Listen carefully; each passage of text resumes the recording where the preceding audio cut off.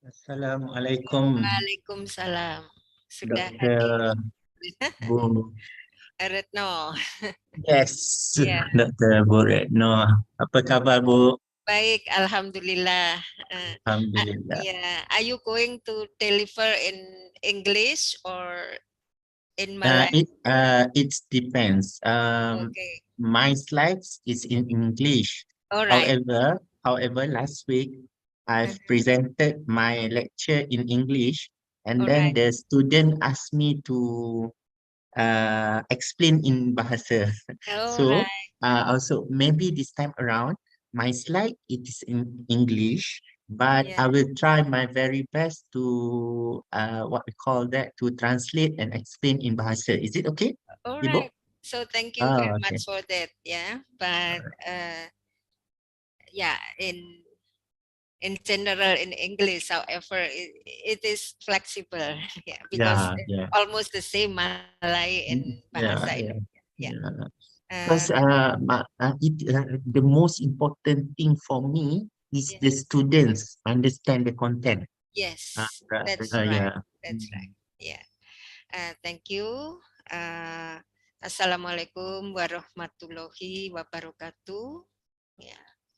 Uh, yang kami hormati Dr. Idam Razak, yang kami cintai uh, mahasiswa program magister dan bachelor dari manajemen Universitas Muhammadiyah Yogyakarta. Ya, really thankful that today we could meet together, even via Zoom, but Mm-hmm. it seems like we are in the class, yeah, doctor. Yeah, yeah. Yeah. Uh, Before we start our class, let us say our prayer. Bismillahirrahmanirrahim. Raditu billahi robba wa bil islami dina wa bi Muhammadin nabiyya wa rasula. Rabbi zidni ilma warzuqni fahma. Amin. Adik-adik, let me introduce Dr. Idam Razak, is a lecturer in Universitas Teknologi Mara, yeah, in Malaysia. Yeah, he is still very young. However, according to his CV, I don't share the screen. It's too thick. Too thick. Your CV is very thick. Yeah, you see that Dr. Idam Razak is become a good example for us, yeah, as a young staff. He got so many uh, publication and also many merit. Yeah, the merit is very good. So many awards according to the academic performance. Yeah, and also so many experience in research. Yeah, so we are very thankful that Dr. Idam uh, could with us in our class, and the topic is uh, really connecting with our topic in marketing, and also here also some students from business project, doctor. Yeah, so the topic is consumer behavior in halal industry. Yeah, and we plan in the magister students will come to Malaysia. Ah, good. Yeah, and also visit Malacca and will visit Mhm. the Halal Hub, doctor.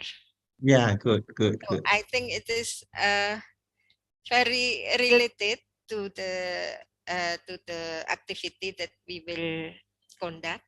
And Mm-hmm. your lecture is about consumer behavior in halal industry. We know that Malaysia uh, is a very focus on the halal product and industry. So uh, we hope that we could learn a lot from you today. Yeah.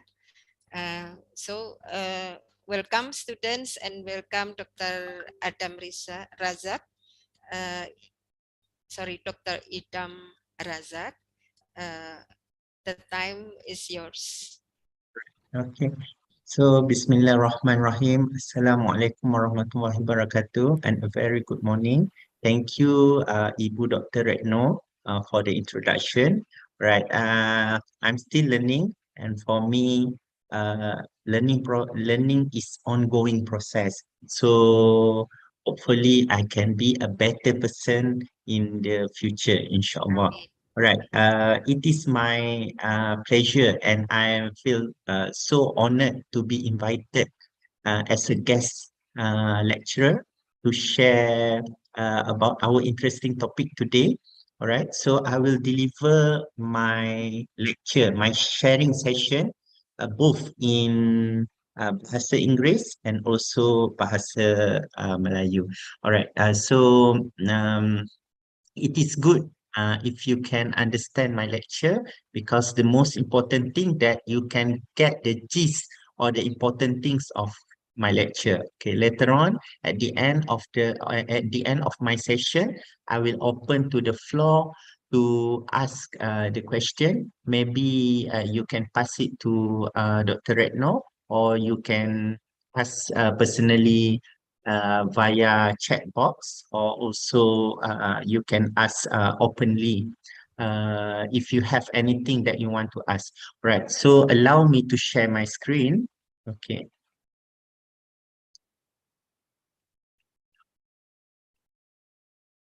So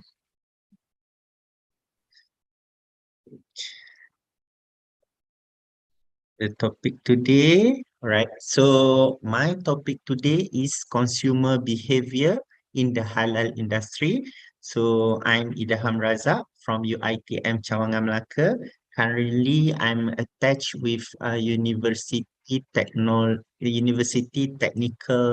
Malaysia Melaka, because I'm doing my post doctoral, right? Then inshallah, I will end my tenure as a postdoctoral fellow, maybe in 30th of September 2023. And I hope I can welcome Dr. Retno and the rest of the students to come to visit us, and then I hope that I can accompany the visit. All right, so this is the presentation outline. So the part one is the introduction, pengenalan. Okay, so the part two is the halal economy and the market opportunity, and then followed by part three, factors influencing consumer consumption patterns in the halal industry, which is, I think, quite important, because we want to know the factors, determinants, what might influence the people to buy halal product. Okay, talking about halal in general, kita kena tahu bahawa not only Muslim love to buy or concern, aware about halal products, for example, but nowadays it is become a norm for our beloved friends, non-Muslim also, they want to know, and also sometimes they use the halal products. And one product famous in Malaysia but made in Indonesia, which is Wardah. Dr. Retno, Wardah. All Yes, right. So, Wardah Cosmetic. yeah, Wardah Cosmetic, very popular, where you can buy it in Watson, Malaysia, and then it is popular especially among teenagers, female teenagers, like they love to buy. So I think it is what we call that a good platform to promote a halal product through halal cosmetic.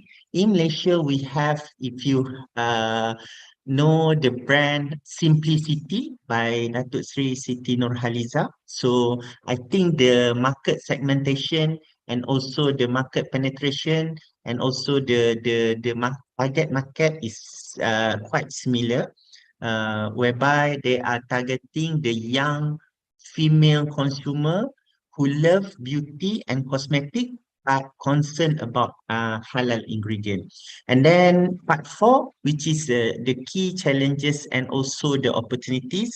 And the part five is the conclusion. Okay, so the introduction. Okay, so the global halal market has emerged as a new growth sector in the global economy and is creating strong presence in developed countries. Maksudnya di negara-negara membangun. Negara membangun, unlike Malaysia, we are developing countries. Negara membangun contohnya macam like United Kingdom, United States, diorang halal market ni dia dah jadi something yang what we call that, yang mula diterima oleh masyarakat dan well known. Okay. Second, the most promising halal markets are the fast growing economies of the Asia. Asia kita ada developed country like Singapore. Okay, Middle East, kita tahulah ini negara-negara kaya. If you watch Netflix Dubai Blink, you carilah. Jangan tengok the lifestyle, tapi you nak tengok how develop the Middle East tu, boleh tengok Dubai. Memang kita pun uh, tak boleh, quite difficult lah to achieve that level kan. Tapi as for me, lifestyle kita boleh tengok, but it is for us to decide which is good for us kan. Alright. So Europe and also Americas. Alright. With a growing consumer base and increasing growth in many parts of the world, the industry is set to become a competitive force in the world of international trade. Okay, when we learn one topic in economics, which is international trade, perdagangan antarabangsa, you akan tengok certain country dia akan fokus on what. Alright, for example, macam like Thailand, agriculture, contoh, okay.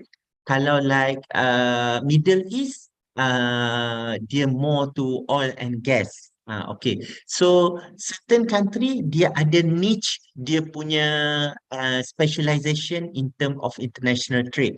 So that's why dalam international trade, you akan belajar dua teori lah. Absolute advantage dengan comparative advantage. So, kita akan tengok which country.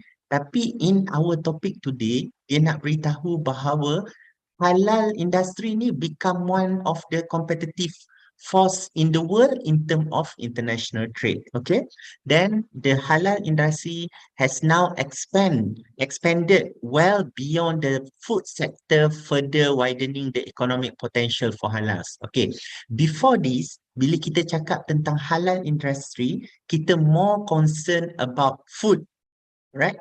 What we consume. Okay, kita akan tengok even sometimes kalau kita beli like medicine, kita akan tengok dia punya apa ingredients, dia punya capsule tu. Sometimes ada certain products dia guna gelatin from non-halal punya ingredients lah.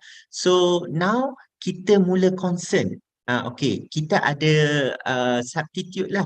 Like previously we are using non-halal gelatin. Now we have halal gelatin. So apa scope yang kita nak cakap as for today, kita nak beritahu bahawa halal industri ni dah beyond daripada food. Now kita go to cosmetic, so on and so forth lah. Alright, so next, okay, continue. Okay, every Muslim must ensure that what they eat comes from a halal source. Okay, we as a Muslim, this is our responsibility to ensure apa yang kita makan tu mesti halal lah. Alright, so I love to travel. Before pandemic, I went to so many countries. Okay, so sometimes certain part susah sikit untuk you nak cari halal. Tapi I always ada this kind of mindset ialah mencari halal tu adalah tanggungjawab kita. Kita kena try our very best untuk cari yang halal kan. Ah, Bila saya ada buat data collection dekat Paris, ada certain part yang kami duduk tu susah nak dapat halal. Tapi I love to cook. So saya masaklah. So my friend yang dah memang stay dekat Paris, dia macam like pelik kan. Kenapa I tak makan fish and chip dan sebagainya, tapi kita like try to avoid something yang kita doubt ataupun was-was lah. We will try our very best to eat halal food. Okay, this does not mean only to check the ingredient per se. Maksudnya bukan tengok konten je saja, but also to ensure that the whole process is in accordance with Syariah principles. Okay, there is what we call um, certain Muslim yang dia agak liberal sikit. Meaning that dia kata as long benda tu bukan ada alkohol, then you can eat. Okay. But as for me, halal ni dia overall process. Kita nak tengok the process, kita nak tengok everything lah. Okay. So halal is an Arabic word meaning lawful and permitted. Okay. So this halal concept comes from the Holy Quran, which is which it which it uses to describe objects, also actions. Okay, tindakan-tindakan. Okay, halal is a Quran term that means permitted, allowed, lawful, or legal. Okay, it is the opposite. Okay, kita nak tengok apakah opposite term for halal ialah haram, which is forbidden, unlawful, or illegal. Okay, according to Sharia principle, all issues concerning halal or haram and even all dispute should be referred to Quran and Sunnah lah. Dan certain benda yang kita tak faham, kita akan ask the Islamic scholars lah yang expert kan. Kita banyak dekat Malaysia ni, banyak reference lah yang kita boleh bertanya. One of the main body who guide us in term of halal ni adalah JAKIM, Jabatan Kemajuan Islam Malaysia. Okay, then sometimes nowadays we can access many lectures, Islamic lectures via YouTube. Okay, kita ada Indonesian punya yang famous lah. Kita ada like Ustaz Somad dan sebagainya. So sometimes their lectures really helps us to understand the concept of halal ni lah. Okay. So, basic principle of halal product based on this study in 2012, kita nak tengok apakah basic principle. The first one being halal or haram product is the function of being lawful or unlawful with respect to divine orders, meaning that perintah Allah Subhanahu Wa Taala lah. Okay, second, assigning halal or haram depends on being beneficial or harmful respectively. Okay, in the context of the above concept, assigned orders in Sharia are both fixed and variable rules based on the state of subjects on specific times and places. Okay, next, orders in Sharia are ranked based on the degree of being beneficial or harmful. Dia ada tingkat-tingkat dia. Okay, the best choice is preferred whenever it is necessary. Dia ada macam kita lah, kita ada wajib, sunat, harus. So peringkat-peringkat tu memang dah ditentukan dalam syariah lah. Okay, some controls and governing regulation such as lazirar, no harm to human, haraj, which is the existence of serious threat, and or constraint and urgency rules occasionally disapprove the orders. Okay, so tadi kita dah dapat dah gambaran, okay, overall overviews about halal. Okay, now kita nak tengok the halal economy and the market opportunity of the Muslim world. Orang cakap tentang halal, halal here, halal there. Sometimes ada people yang skeptical. Is there any potential for halal market? Tapi kita akan tengok based on facts and figures. As for me, as an economist, when I explain or I'm sharing something, it is must be based on facts and figures. Okay, we cannot jump into conclusion or make any assumption based on our justification. Okay, we have to support our statement with a previous research or also with what we call that reliable sources. Okay, so the first one, the global halal industry is estimated to be worth around USD 2.3 trillion. Okay, excluding Islamic finance. Okay, can we imagine that one day bila kita pergi ke bank, you key in you punya PIN number and then you tengok dalam you punya bank account ada 2.3 trillion. Then kita pengsan kan. Banyak, maksudnya bila banyak ni dia ada potential. Okay, so next ialah growing at an estimated annual rate of 20%. The industry is valued at about, okay, a year, ini per year, per tahun ialah USD 560 billion. Okay, so therefore making it one of the fastest growing consumer segment in the world. Okay, I believe in market segmentation kan kita ada banyak market segment. Okay, dan dia nak beritahu halal ni is the fastest growing consumer segment, one of the fastest growing of the segment lah.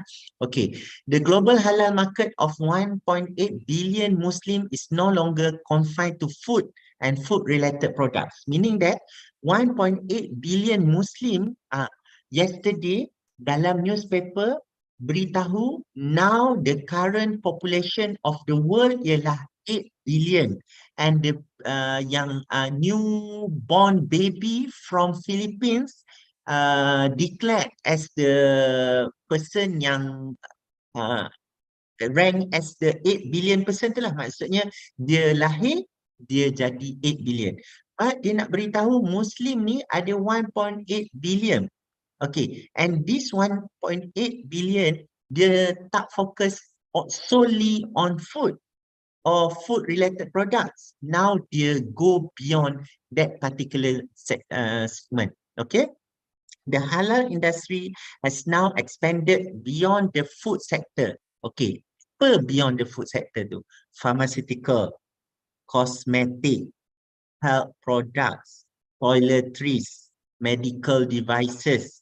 Okay, dan dalam service sector, logistik, marketing, print, electronic media, packaging, branding and financing. Maybe lepas ni Dr. Retno, kita boleh discuss, kita buat collaborative research, kita publish one paper macam mana halal marketing ni influence people to buy more and also increase the profit for an organisation. Sebab talking about halal marketing, kalau you tengok billboard kan, saya naik apa ya, Asia, saya rasa saya nak pergi visiting fellow dekat Airlangga.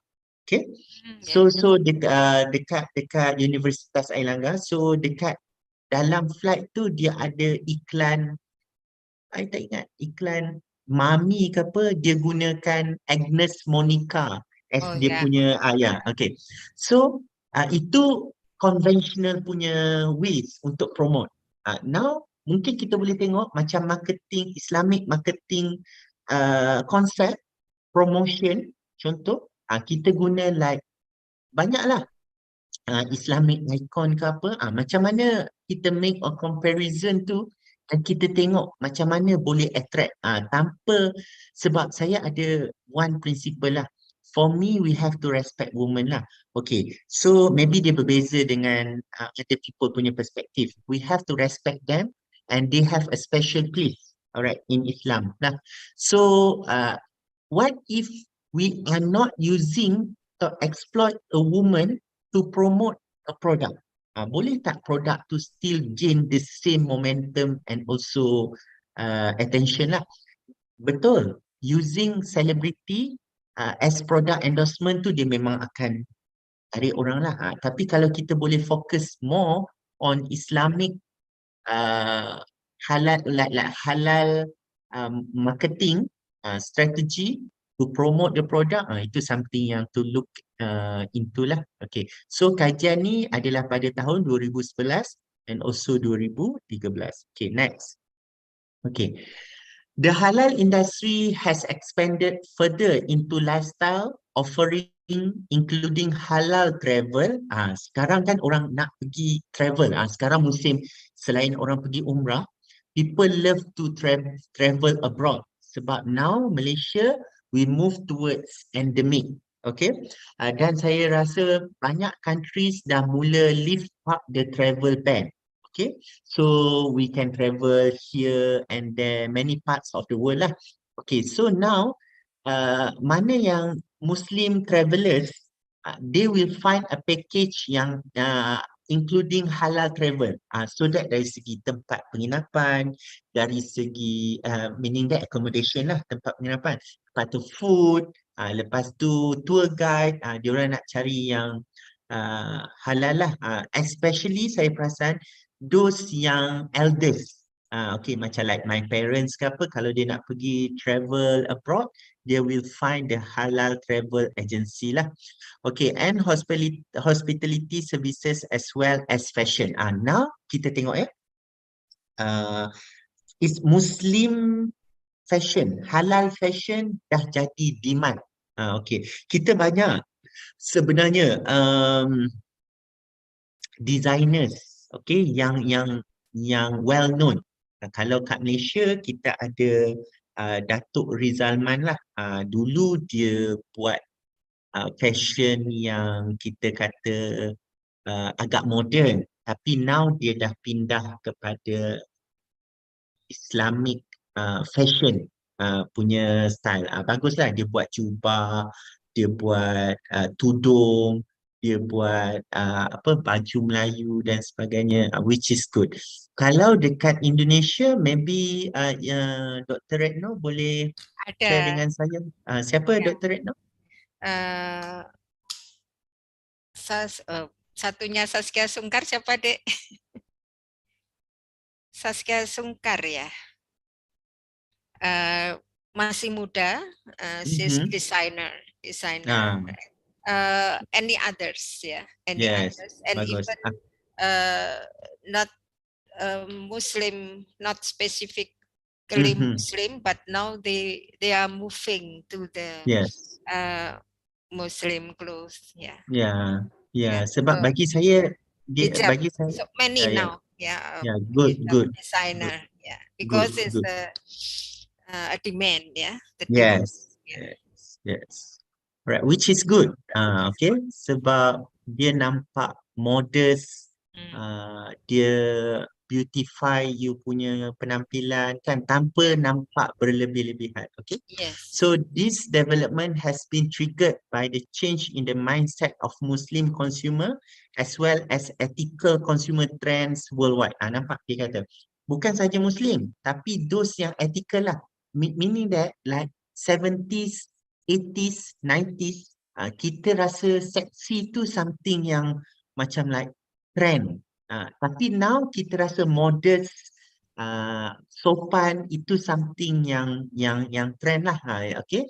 So the halal market, sama yang macam Ibu Retno cakap tadi, the halal market is non-exclusive to Muslim. Maksudnya bukan yeah, Muslim je. yeah, And also has gained increasing acceptance among non-Muslim consumer who associate halal with ethical consumerism. Okay, as such, the values promoted by halal, okay, dia ada social responsibility, stewardship, stewardship of the earth, okay, economic and social justice. Dalam Islam ni kita tekankan konsep justice. Itu jarang lah kalau you belajar conventional term of economics ni, kita tekankan sangat justice dengan welfare ni. Kita more to profit maximization. Tapi kalau Islam ni kita Muslim lah. as a Muslim and Islam tu as a principle tu kita nak tengok social justice dengan welfare, animal welfare. Kalau kita tengok dulu fashion kan dia you kill the animal and then you ambil the fur untuk buat baju kan. So kalau kita Muslim industry, kita avoid that kind of activities lah. And ethical investment, kita tak boleh ada benda-benda yang illegal lah. Okay, have gathered interest beyond its religious compliance. Okay, the popularity of and demand for halal certified products among non-Muslim consumer have been on the rise as more consumers are looking for high quality, safe and ethical product. Okay, next. Kita tengok 23% of the global population. Tadi saya dah cakap sama 1.8 billion consumer with an average growth rate 3% per annum. Okay, huge potential for companies, organization, and others, right, from the West and from the Muslim countries. Okay, global Muslim population expected to grow 35% over for the next 20 years. Okay, and by 2050, the Muslim population could grow. Okay, now 1.8, double. Okay, not double lah, but into 2.6 billion. Okay, represent approximately 30% of global projected population. Okay, by 2030, 79 countries are expected to hold 1 million or more Muslim residents. Okay, so this is the figure. Okay, the graph. Okay, kita nampak. Okay, 30% of world population 2.6 billion. Kini expect pada tahun 2050. So now current we have 1.8 billion. Okay, ni 2012. Data lama dah, obsolete. Okay, sekarang mungkin dah cecah 2 billion.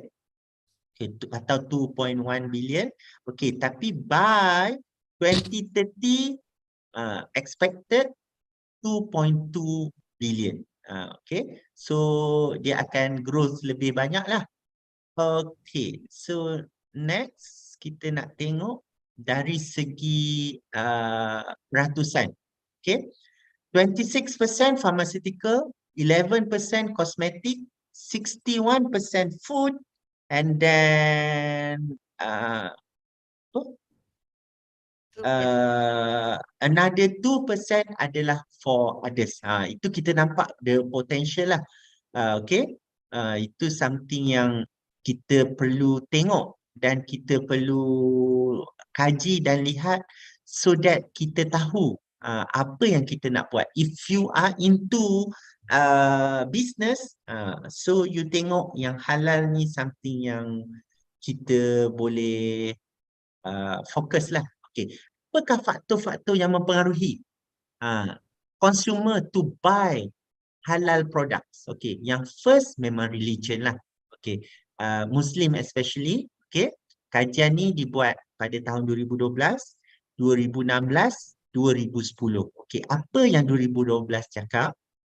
Religion has a strong influence on consumer behavior, especially in making decision to buy products related to food. Okay, Yasid et al.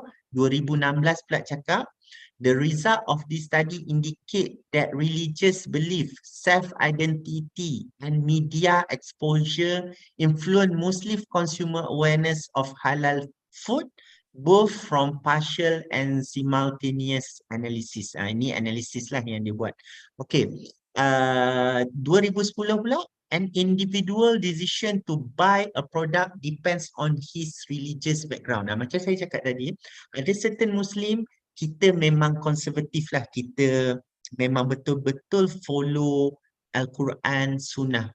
Okay, and also hadis lah. Okay, but ada certain Muslim yang dia panggil dia liberal Muslim lah, liberated Muslim, okay, which is dia rasa dia dah modern, so certain things dia akan drop from their daily life lah.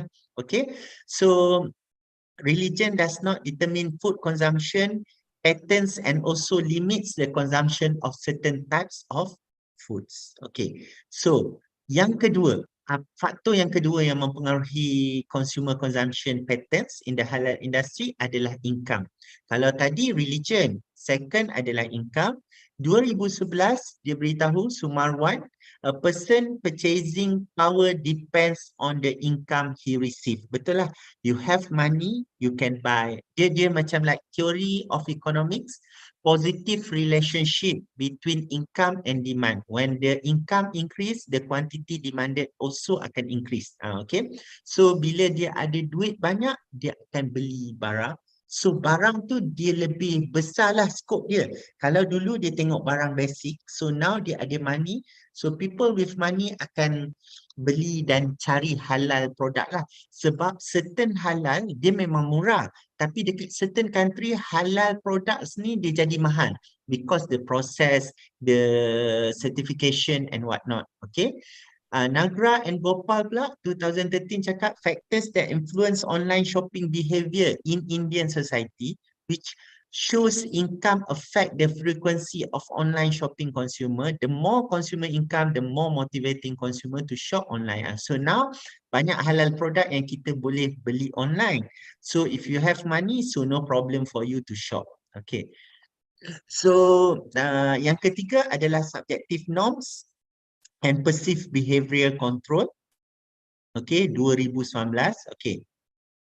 Subjective norms and perceived behavioral control influence behavioral intention among Gen Y consumers to buy halal food, while attitude does not play an important role in purchasing halal food product among Gen Y consumers. Okay, so kita nak tengok apakah challenges, cabaran dan peluang-peluang in the halal industry. Okay, first kita tengok pharmaceutical and health product.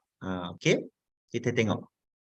Okay, dalam now most of us akan consume, okay, banyak health product. Okay, so kita tengok pharmaceutical and health products are also large growth areas in the global halal industry. Okay, kita tengok berapa banyak, about USD 555 billion in Muslim majority countries, and then kita nampak 4% in 2009, which is the value exceeded USD 820 billion, offering vast potential opportunities for halal pharmaceutical industry to tap into.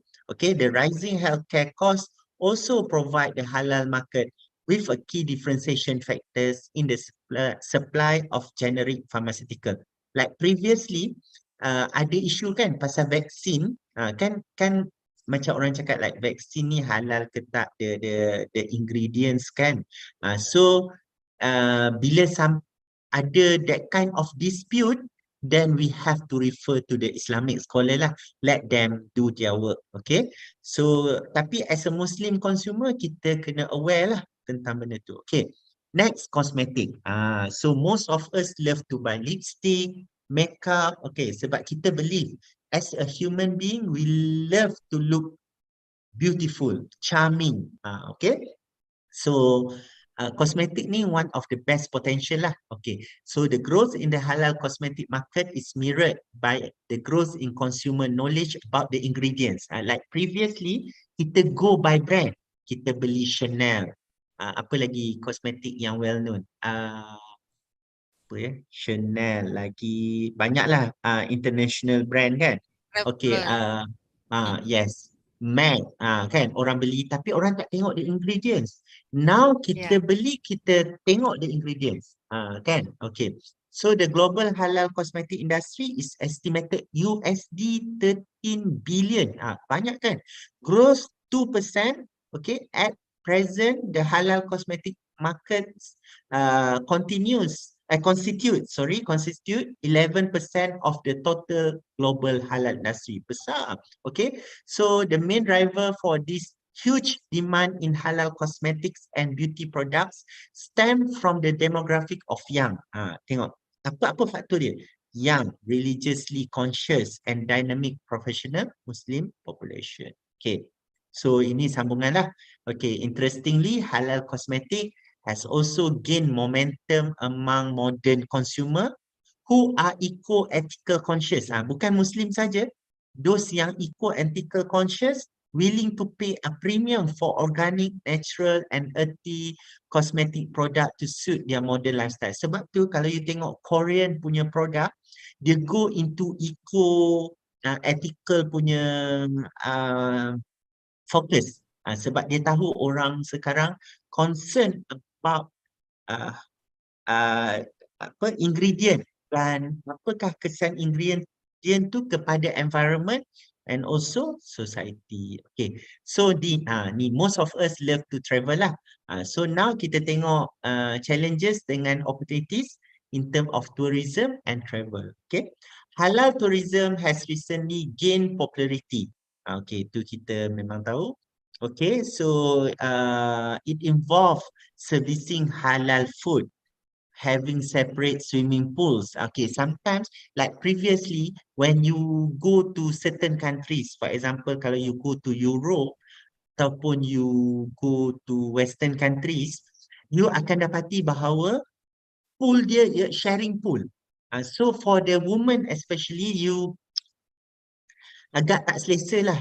So now people look into something yang separate swimming pool, spa and leisure activities for men and women, alcohol-free dining areas, okay, prayer facilities, okay. Sebab ada certain airport, dia share, you have to share. Macam like, dia buat macam prayer room, okay, tapi you share lah dengan Christian, Muslim dan sebagainya. Tapi now ada yang concern untuk cari country yang provide prayer facilities lah, easy for them to pray. Okay, even women only beach areas with Islamic swimming ethic. Ni susah lah. Tapi kalau boleh buat, memang dia boleh attract banyak consumers to come. Okay, traditionally halal tourism has been commonly associated with haji dan juga umrah. Tapi now beyond. Okay, bukan saja haji dan umrah. Okay, with Muslim tourist expenditure expected to rise more than 13% of the entire global tourism expenditure by 2020. Ini yang lepas lah. Tahun ni 2022 mungkin dah ada data. Okay. So, all in all, okay, the global halal market has emerged as a new growth sector in the global economy. Okay, and is creating a strong presence in developed countries. Okay, I tak rasa developed countries saja, developing countries pun. Okay, the most promising halal market are the fast growing economies, Asia, Middle East, Europe and Americas. Okay, with a growing consumer base, increasing growth in many parts of the world, the industry is set to become a competitive force in the world of international trade. Okay, same with what I have been explained in the introduction. Okay, the halal industry has now expanded well beyond the food sector, further widening the economic potential for halal. Okay, halal no longer applies to solely food production and consumption, now beyond. Okay, pharmaceutical, tourism, cosmetic. Okay, so the halal industry has now evolved from merely halal products to a holistic concept that encompasses the entire value of commercial activities. Okay, so now it has extended beyond food, okay, into other businesses and trade. Okay, halal products are gaining wider recognition not only due to meeting the Sharia requirements, but also in terms of hygiene, sanitation, and safety aspect. Okay, increasing demand for halal products is being seen in a number of Muslim countries with strong economic growth. Okay, demand. Okay, rising income levels in this key market have led to the higher consumption. Okay, the largest of this market are located in Southeast Asia, kita lah. Okay, and West Asia. Okay, however, the lack of recognized global halal compliance standards and certification. Kita standard. One thing, di Indonesia dia ada halal certificate dia sendiri. Yes. Di China dia ada halal certificate dia sendiri. Di Malaysia ada halal certificate dia sendiri. The problem is for non-Muslim travelers ataupun consumers, dia tak tahu nak follow. Kalau kita ada, kalau in the future we can think one standard halal logo for all, so easy, especially bila kita nak penetrate the global market. Okay, because halal logos vary between company and countries, there is no assurance that all products used and the value chain are indeed halal. Okay, so that's all from me. Okay, I think I will pass my session to Dr. Retno. Okay, maybe you can ask the question in the chat box and Dr. Retno can read the question, or you can ask personally. And then I just want to end my session that I'm sorry if there is still what we call that lack of argument or also lack of justification in terms of explaining certain concept. But I'm trying my best, and the best is from Allah Subhanahu Wa Taala definitely, and the what we call that the limitation is from me. Okay, so Dr. Retno, over to you. Yeah. Thank you very much, Dr. Idam Razak, that Mhm. you already explained to us very well and give insight, of course, to all of us. Now is the question and answer, the discussion, I think. Mhm. Yeah, discussion. The discussion, I think in personally is all right. We still have time. I think there is students, our student, Aldi Abilawa. Please, Okay. Mas Aldi, you can give comment or question. Time. Okay, thank you. Thank you, Ma'am Retno. Thank you, Dr. Idam Razak, for your presentation. Is uh, very insightful presentation because the topic of halal product is really, really interesting. And actually, I have two questions related to your presentation. The first one is talking about the halal product is not all about the product or goods anymore. It's also the services, like you mentioned.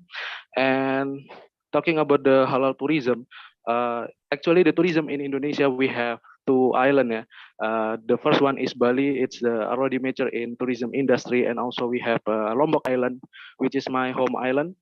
It is in the West Nusa Tenggara province, and also we also try to promote the halal tourism. But the case is in halal tourism in Lombok Island we have two actually, the conventional one and also the halal one. But it seems like the foreigner who or the visitor, yeah, we call them the visitor or tourists. The tourists come to the conventional one, not the halal one.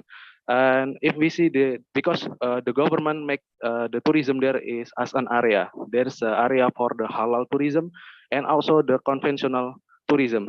And it seems like the tourists from yeah, the foreigner comes to the conventional one, and the halal tourism in Lombok is mostly visited by the Indonesian itself, because yeah, you know that we are the biggest Muslim population. And what do you think about it? Is it because the tourism itself is that's the target customer? Yeah, is it normal for you? And also, how to we promote this tourism, uh, halal tourism? Uh, uh, and yeah, that's the first question. And my second question is, we know that the halal standard is from the Muslim, right? And we also know that the Jews also have their own standard, which is kosher. What do you think about this? Is it the kosher will be the competitor of halal? Because yeah, I've seen the post in Instagram mention that the difference between halal and kosher, but sometimes Indonesian who go to the foreign country, if they cannot find the product, the halal product, sometimes they just prefer the kosher one. What do you think about it? Is it the kosher will be the competitor of halal, or yeah, what do you think about it? Thank you, All right. Mr. Idam Razak. All right. Thank you, Mr. Aldi, for your question. All right. Yes. So your first question is stating that in Indonesia you have like two areas, which is one in Lombok and another one in Bali, that also have what we call that Islamic island.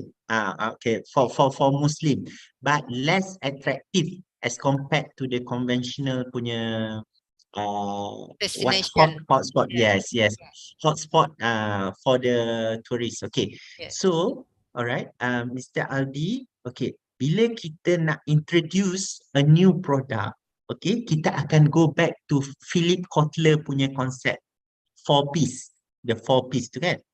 Price, promotion, packaging, place. Okay. Uh, since it is like, saya rasa bukanlah something new, tapi I rasa dari segi promotion tu, kalau you boleh collaborate dengan like Indonesian tourism industry to promote, okay, especially from neighbors country, okay, macam like Brunei, Malaysia, kan kita majority adalah Muslim. Dari segi promotion tu, sebab bila I went to Bali in 2000, I tak ingat lah, 2013 ke 2014, orang nak pergi ke pantai Kuta lah. Semua cakap nak ke Kuta, Bali, Kuta. So I tak pernah dengar yang you cakap yang the Muslim island tu. Lombok. Lombok, yes, Lombok. Okay, Lombok tahu, tapi specific area yang you kata ada for Muslim tu. Kalaulah boleh buat macam bila orang masuk cuti-cuti Indonesia contoh, mempromosikan Muslim area ataupun Muslim island for Muslim consumers ataupun for all yang fokus on hygiene, lifestyle, safety, saya rasa dia boleh penetrate. Kita tengok Dubai, okay, jangan tengok part yang luxury itulah. Tapi kita tengok macam mana the way dia promote Dubai itself tu. Kita rasa even we don't have money, kita nak live and stay in Dubai. Itu satu promotion. Lepas tu lagi second ialah endorsement. Maybe you boleh endorse any Muslim ataupun Muslim celebrity yang well known untuk bercakap tentang this area lah. Dia promote dekat TikTok ataupun Instagram. Itu bila bercakap tentang benda yang you want to promote, especially new concept and new area, marketing strategy plays an important role. Okay, kadang kita marketing tak strong. Like kalau kita berniaga, contoh kita berniaga something, kita always blame the consumer. Kita kata, oh nobody want to buy my product, semua-semua. Tapi kita cuba tengok macam mana we market ourselves and the product.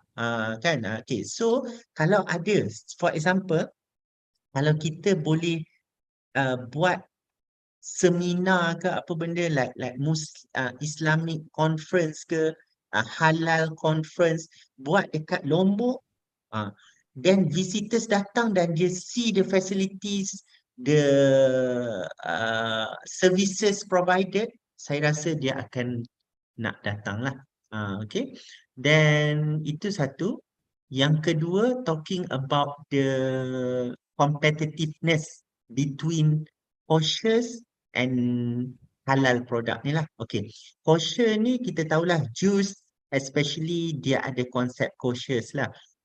Di mana kalau certain countries yang kita ada halal meat, certain scholars cakap boleh makan kosher punya apa nama ni, daging. Okay. Tapi as for me, kalau you tak, saya bukan Islamic scholar. You kena tahu. Benda macam ni dia kena explain by Islamic scholar lah. Saya ekonomis, tapi saya ada this kind of belief ialah kita as a Muslim kita ada our own strength. Kita ramai, population kita ramai.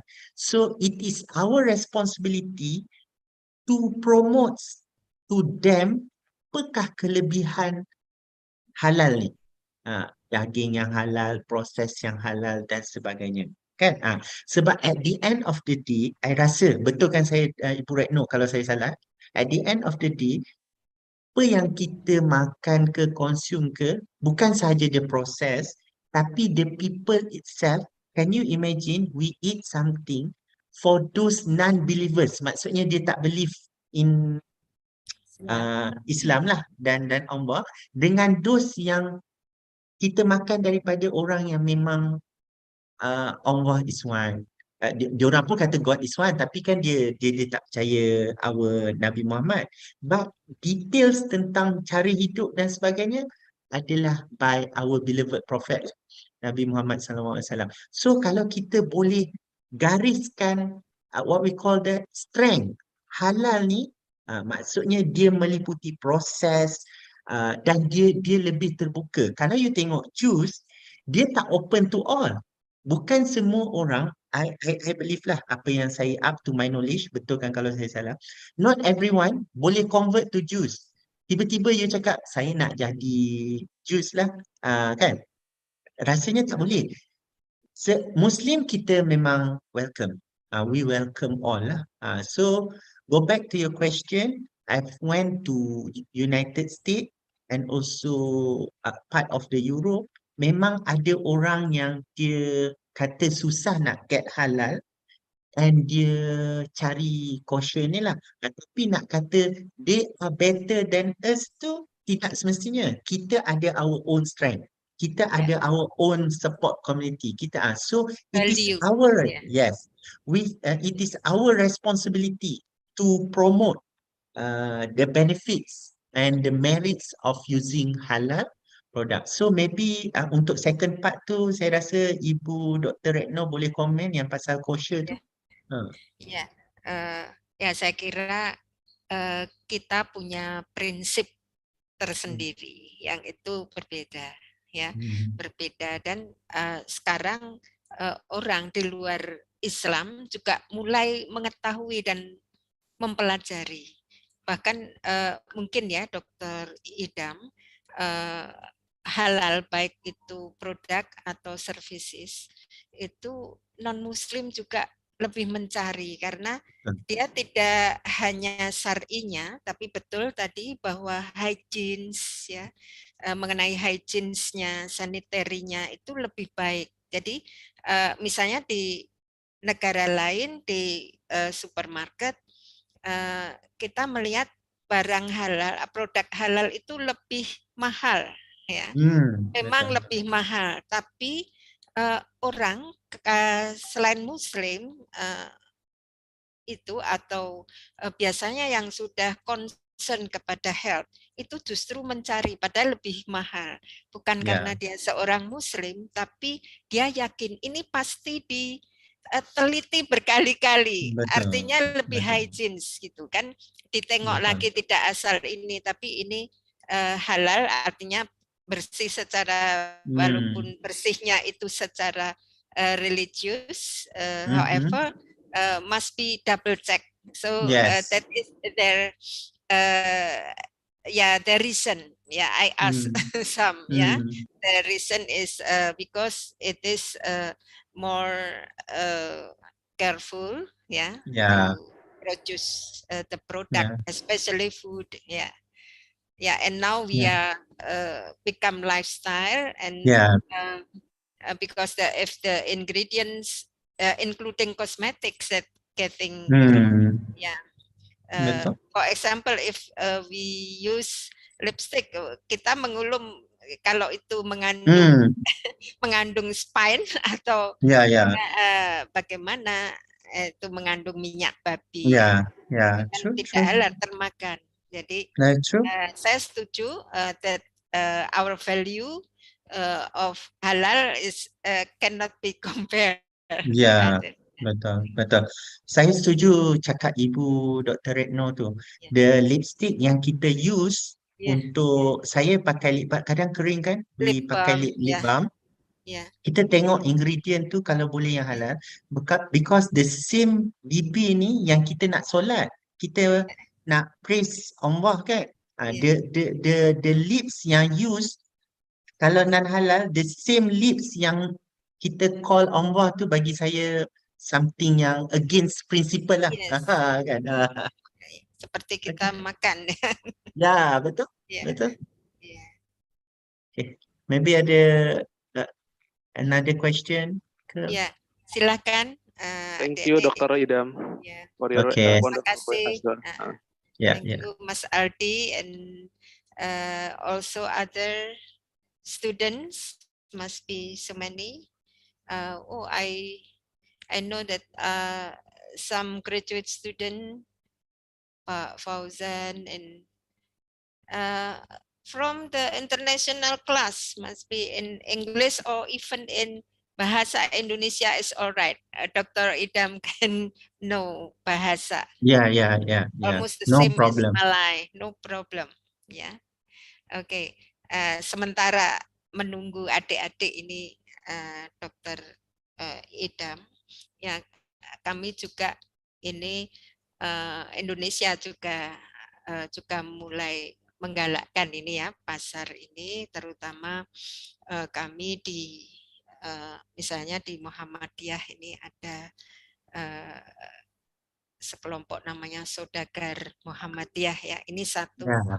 kelompok ya, tetapi juga berniat sama mempromosikan, dan salah satu anggotanya Ibu Nur Hayati itulah pemilik Wardah. She is the founder of Wardah Kosmetik ya. Okay, good. Ya, jadi kita memang berusaha untuk ya menjadi cahaya ya. Semula kita selalu menggunakan, mudah-mudahan nanti lebih produktif ya, including also not only for the product but also the services like Syariah hotels, yeah, and also tourism, yeah. Now in Indonesia is growing, yeah, growing. Good. The growing hotels of Syariah hotels and also tourism, and even the travel bureau now conduct the product is like Islamic or halal travel, yeah. Even they go to China or Korea, yeah. Oh, good. The destination is to go to the something connected with Islamic, for the including to the mosque, yeah. Even in China, they go to the mosque, and also the food prepared in the travel is halal. Yeah. Good. So the product is specific, yeah, is halal travel, yeah, Syariah. Yeah. Even in Jogja, we have best practice of halal or Syariah hotel, yeah. In Yogyakarta also owned by Muhammadiyah women businesswoman, yeah. Dafam Rufam is bigger, is quite big hotel, yeah. And inside is not only musola, yeah, or surau, but like a masjid, yes, masjid, yeah. Don't forget, Ibu Retno, don't forget to invite me to come to Muhammadiyah. Oh, sure. Sure. However, are you now in Malacca, in Yeah, UTEM? in in UTEM, Melaka. All Yeah. right. Because we are going to visit UTEM on January. Are you still Yeah. there? Still. Okay, we can meet. We I'm. can meet. Yeah. Yeah. I will attach with UTEM until September next year. Oh, yeah. Because Okay. one of the person in charge is Associate Professor Dr. Muhammad Hariri. because Oh, because he will do the MOU with Muhammadiyah.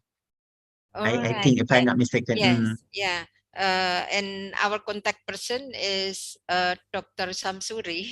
Samsuri, yes, Dr. I know him. Samsuri, Yeah, yeah. yeah, I Uh, know him. Yes, uh, he will organize yeah, yeah, our yeah, visit yeah, in yeah. Mm. around in UTEM Uh, and around Malacca for yeah, two yeah, yeah. days. Sure, sure, sure, sure, Yeah, and sure. the No, rest we will go to around Kuala Lumpur and uh, Thailand. Yeah, so we'll hopefully come we and meet will you. meet. Yes, Yeah, yes, yes. thank you. And We can yes, discuss about the yes, sure. research Yes. collaboration. Mm. All right. Because last time we also conduct a group.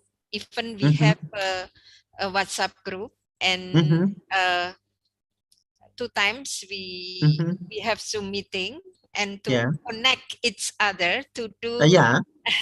to do collaboration in research and publication. So welcome. So very happy if you can uh, join us. Yeah. Yes, sure, sure, Sir sure. Idam, I will uh, include you in the group, I Yeah, think. yeah. Can. Yeah, yeah.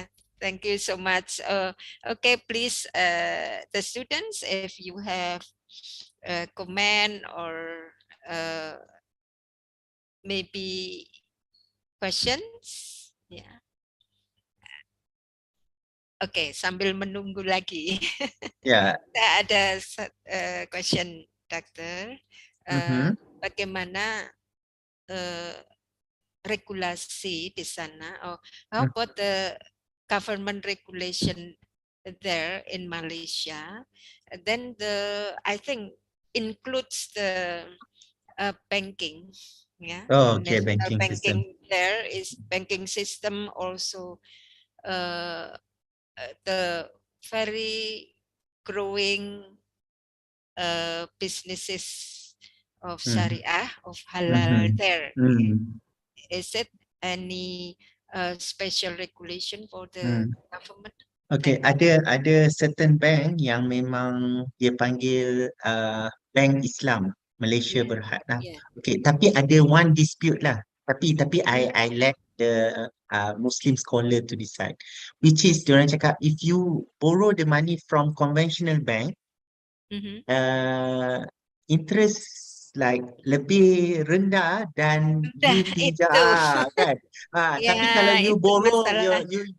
you borrow from the Islamic punya bank, kita tak panggil Ya. interest lah. Dia ada term lah, dia panggil Bagi hasil lah, bagi hasil. ya bagi hasil.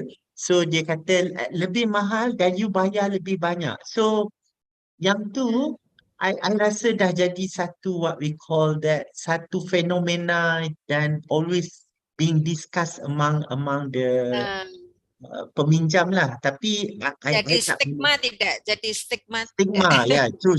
Ya, Jadi stigma. stigma where Hmm. certain people kita kena tengok talking about income ni ada yang datang dari different background. So dia bukannya rich people. So sometimes dia terpaksa ambil yang conventional because lebih murah.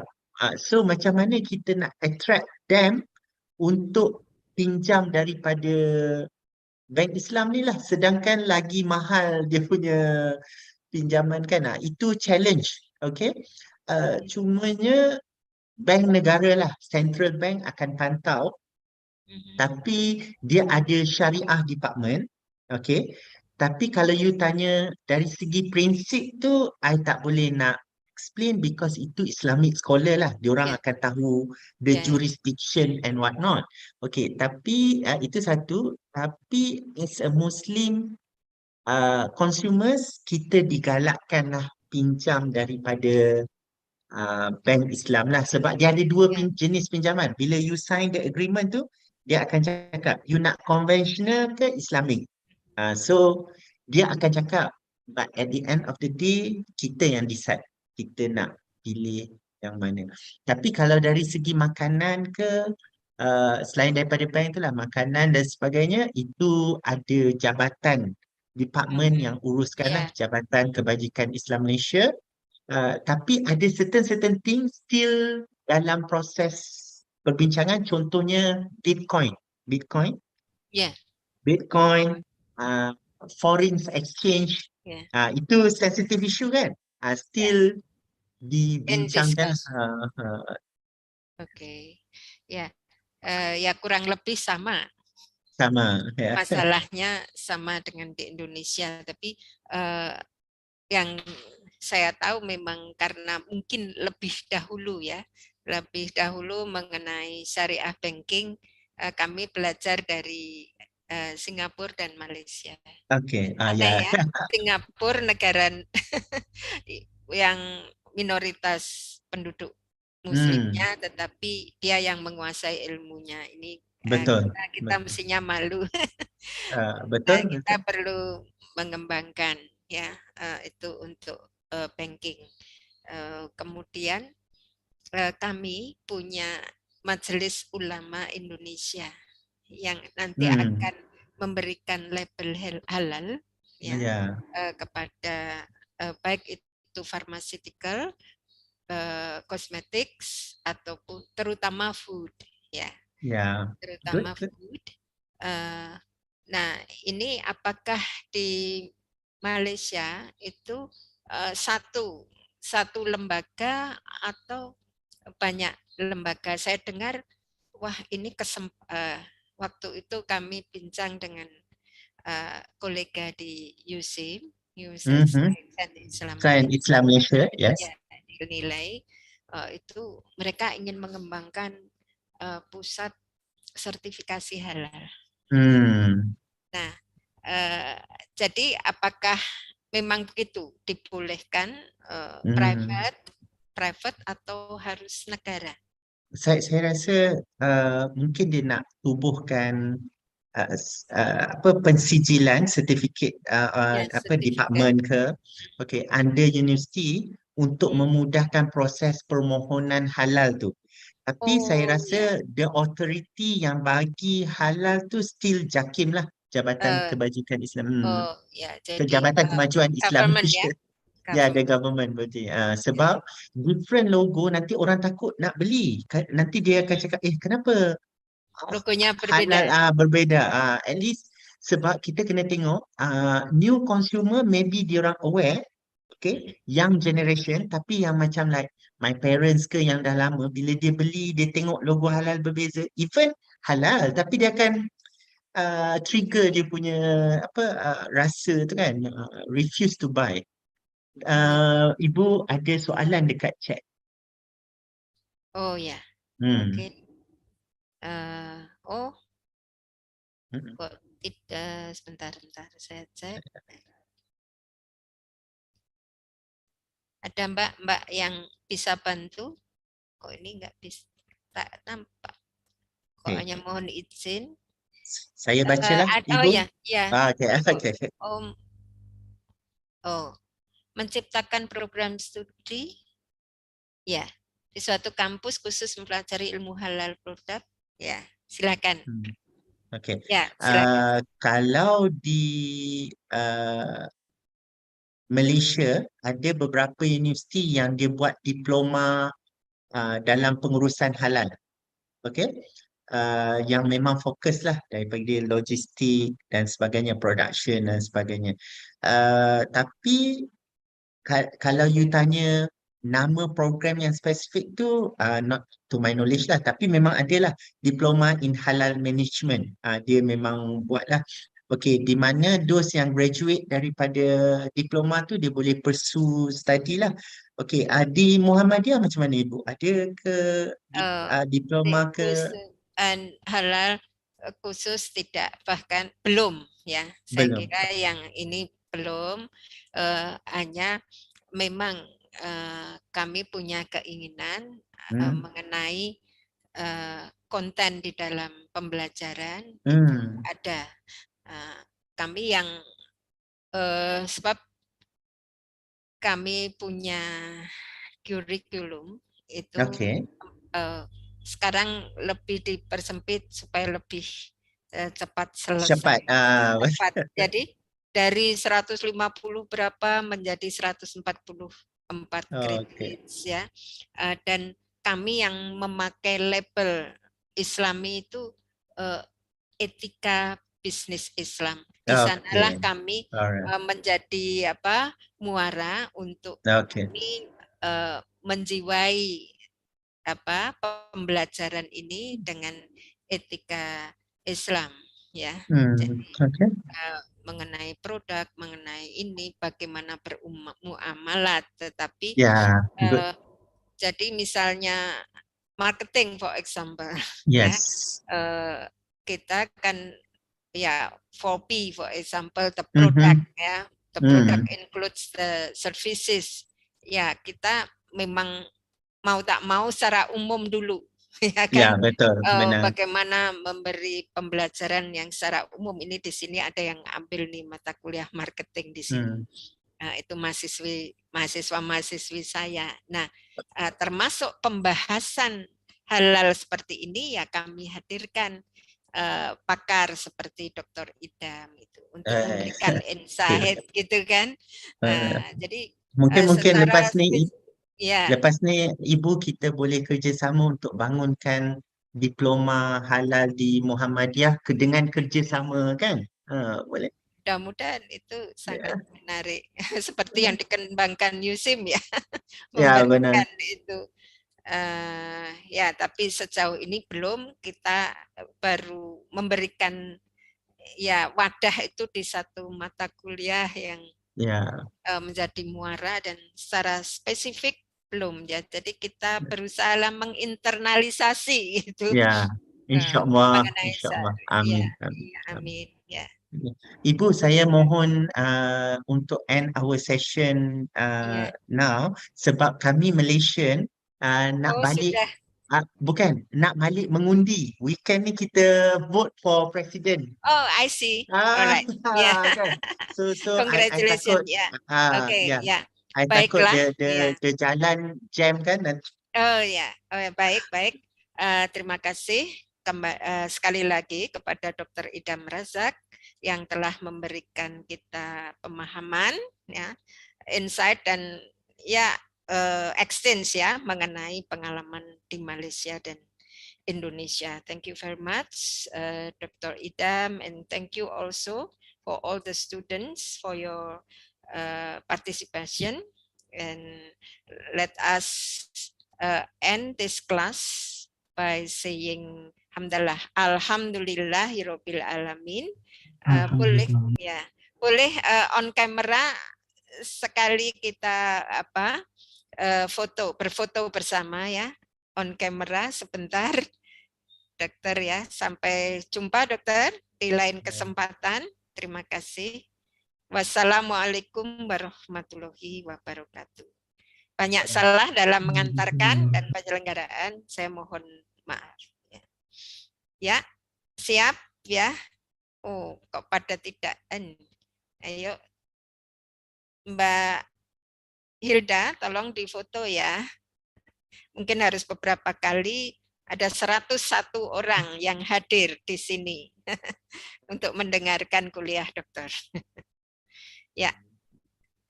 Ya, saya hitung give your best smile. 1, 2, 3. 1, 2, 3. 1, 2, 3. 1, 2, 3. Cukup Mbak Hilda? Sudah selesai belum? Sudah? Ya. Terima kasih sekali lagi. Wassalamualaikum warahmatullahi wabarakatuh. Waalaikumsalam warahmatullahi wabarakatuh. Terima kasih dokter, terima kasih Bu. Terima kasih. Terima kasih Pak Bu. Ya, sama-sama.